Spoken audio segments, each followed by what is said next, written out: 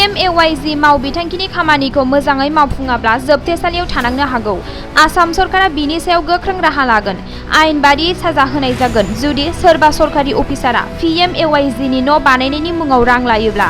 आसाम सरकारा दिनै रोखायै बुंथिदों जे Pmay-G मावबिथांखिनि न' मोननायखौ जुदि सोरबा मोननाङै बिजाथिनो होनाय एबा सोरबा अफिसारा बे हाबाखौ मावनायनि सायाव रां बियोब्ला बिखौ आयेन बादियै साजा होथारनाय जागोन।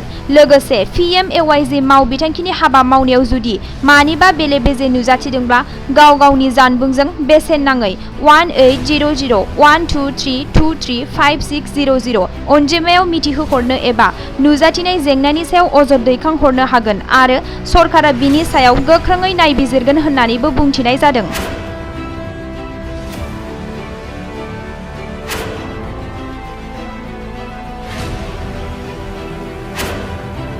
Pmay-G मावबिथांखिनि खामानिखौ मोजाङै मावफुङाब्ला जोबथेसालियाव थानांनो हागौ। आसाम सरकारा बिनि सायाव गोख्रों राहा लागोन। आयेन बादियै साजा होनाय जागोन जुदि सोरबा सरकारि अफिसारा Pmay-Gनि न' बानायनायनि मुङाव रां लायोब्ला।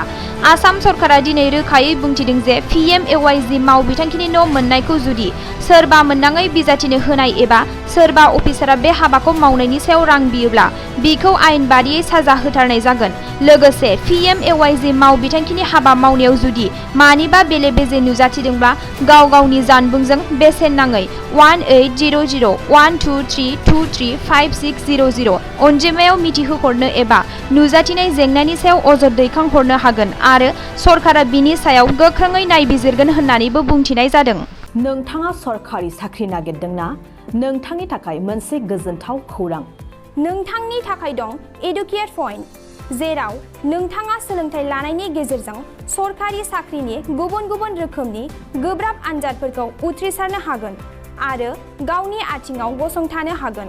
बे एडुकेट पइन्टआव नोंथांमोना SSC, bank PO, bank clerk, bank SO, UPSC, FSC, defence, railway, state insurance, AO, ADO एसिस्टेन्टजों लोगोसे स्टेट लेभेल जब आरो माखासे सरकारि साख्रिनि आनजादाव गोनांथि जानाय आयदाफोराव सोलोंथाइ लानो हागोन।